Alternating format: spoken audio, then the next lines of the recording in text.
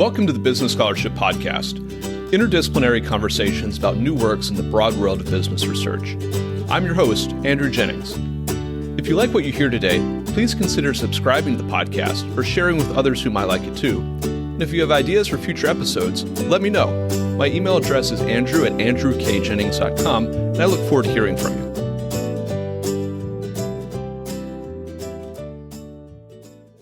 Our guest today is Emmanuel Yimfor, Assistant Professor of Finance at the University of Michigan. We'll be discussing his paper, Misconduct Synergies, which he wrote with co-author Heather Tukes of Yale University. I'll add a link to the paper in the show notes for the episode. Emmanuel, welcome to the Business Scholarship Podcast. Oh, Andrew, thank you very much for having me.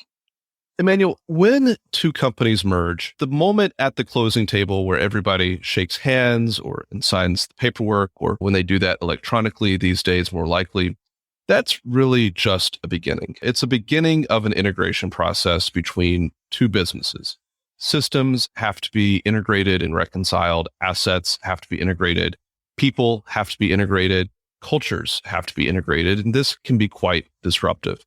I wonder if you could talk about one aspect of that integration, which is the relationship between the M&A process and legal compliance. What does the literature say? What does it predict about that relationship? And what are some of the possible mechanisms that might be driving that?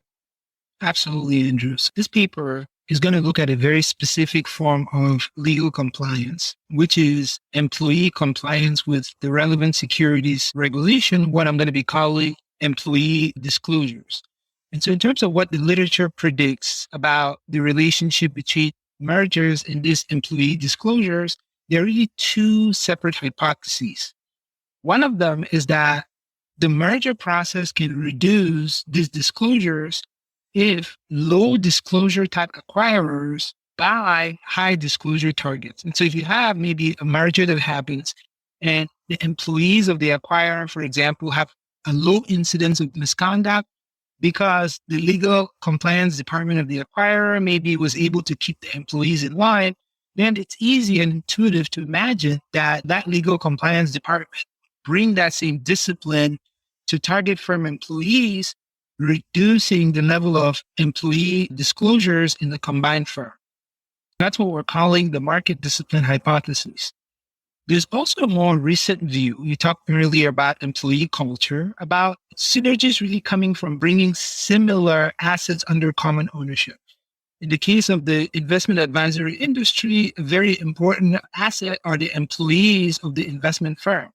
And so targets and acquirers, talking about similar assets under the same ownership, targets and acquirers should match then according to levels of employee wrongdoing. And so you can imagine that a legal compliance department of the acquirer maybe is used to dealing with maybe employees that have these disclosures.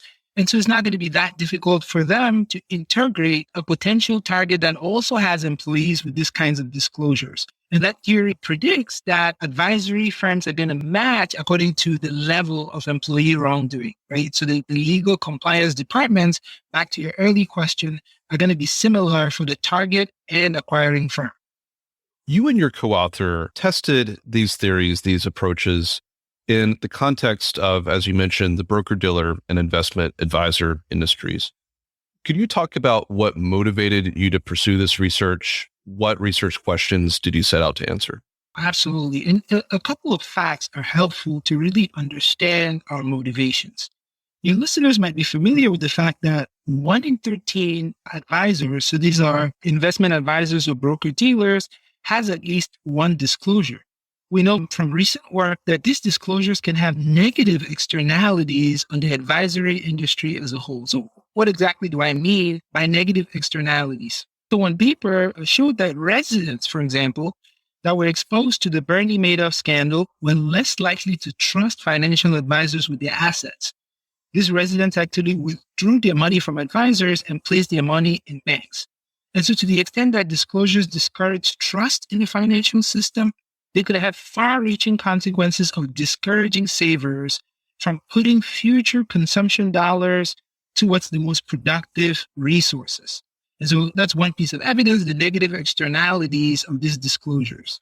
Another piece of motivating evidence that another paper also showed is that following mergers, advisors without disclosures that were exposed to advisors with disclosures were more likely to have disclosures themselves.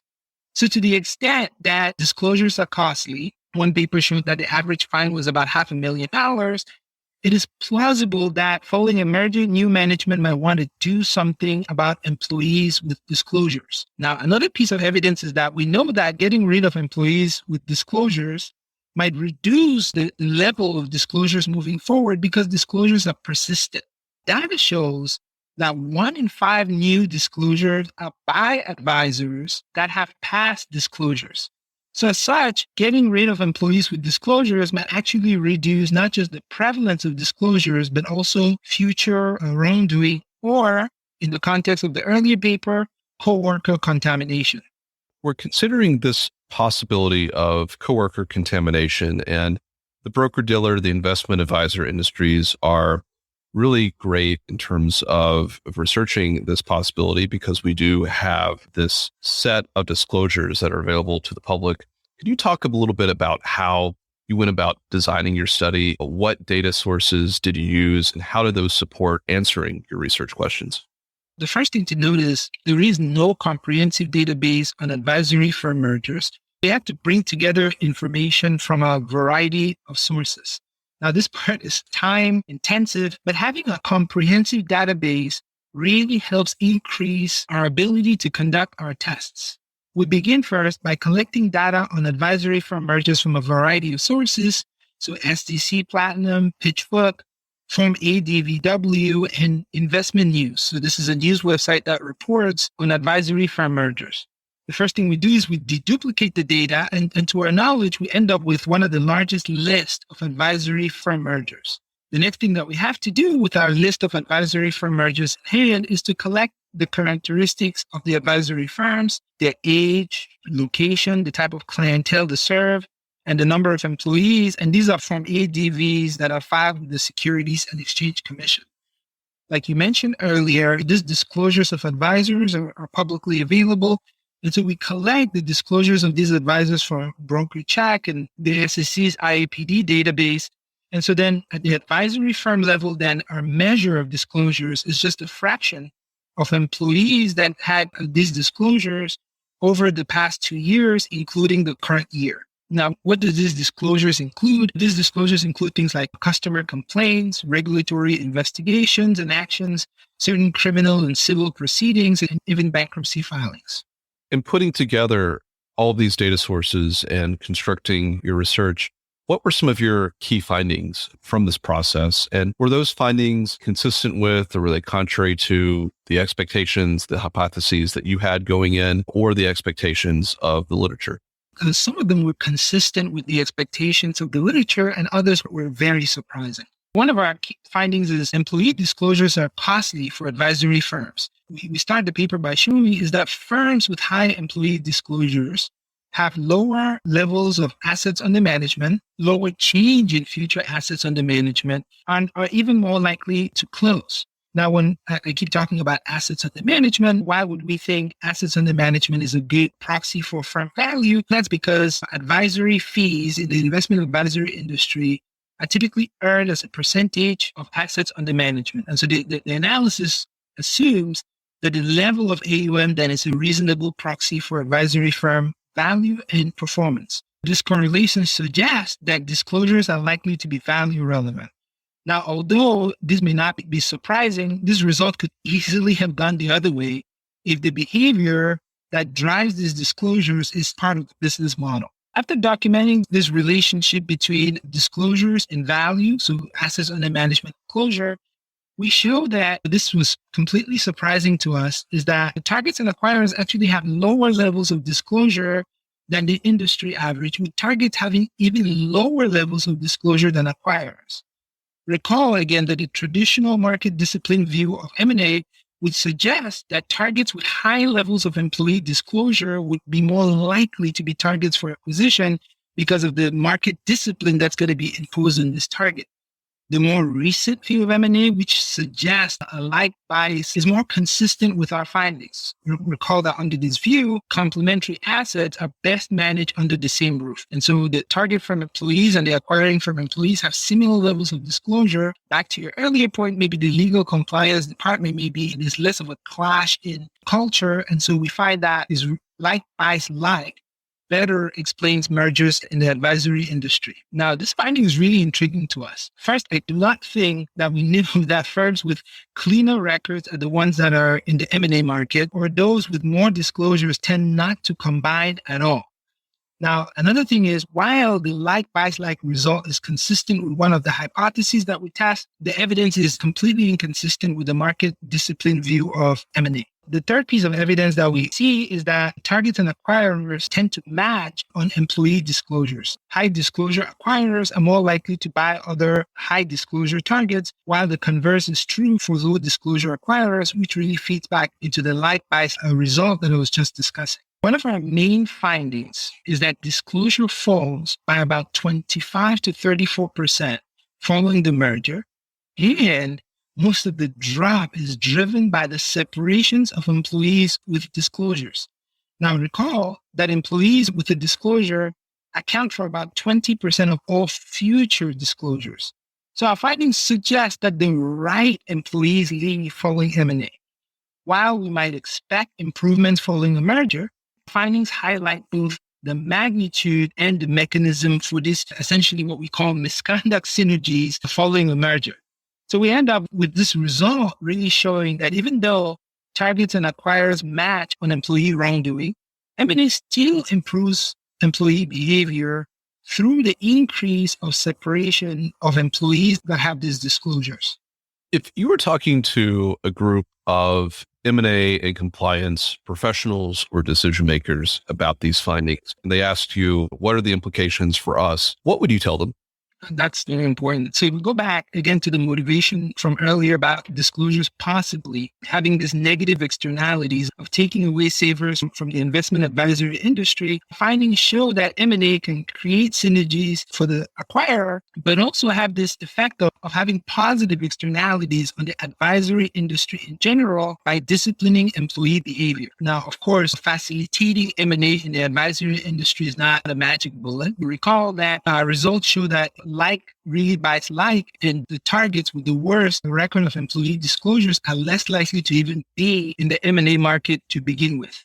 Are there any key takeaways you'd like listeners to have from this interview or from the paper? And are there open questions that this study has raised for you and your co-author that you hope to answer perhaps in the future? We know that layoffs following mergers are a well-documented source of cost savings in M&A. Now, the question of whether the right employees leave is really an open and important question on which our research sheds light. Our research shows that M&A improves employee behavior by letting the right employees go. Corporate culture is an important part of M&A as targets and acquirers appear to match according to levels of employee wrongdoing. In fact, an industry report recently suggested that one of the leading causes of M&A transaction cancellation was actually clashes in culture, and is a finding that we document in the data with the like bias like result. Targets with high employee disclosures are not more likely to be targets for acquisitions. And so in terms of reducing the level and rate of disclosures, other tools besides facilitating M&A in the advisory industry are going to be needed. In terms of open questions, I've always wondered, right, for theorists, for example, I've always wondered about the net impact of M&A on consumer welfare in the advisory industry. What do I mean by that? So on the one hand, M&A can create a market power, allowing essentially the combined firm to charge consumers higher prices for advisory services. On the other hand, M&A can create positive externalities by reducing the level of employee disclosures in the advisory industry. So how much does the net impact of consumer welfare really change as a result of these mergers is really an open question. Our guest today has been Emmanuel Yimfor, Assistant Professor of Finance at the University of Michigan. We've discussed his paper, Misconduct Synergies, which he wrote with co-author Heather Tukes of Yale University. I'll add a link to the paper in the show notes for the episode. Emmanuel, thank you for joining the Business Scholarship Podcast. Thank you so much for having me, and I look forward to listening to future episodes of your podcast that I have quite enjoyed.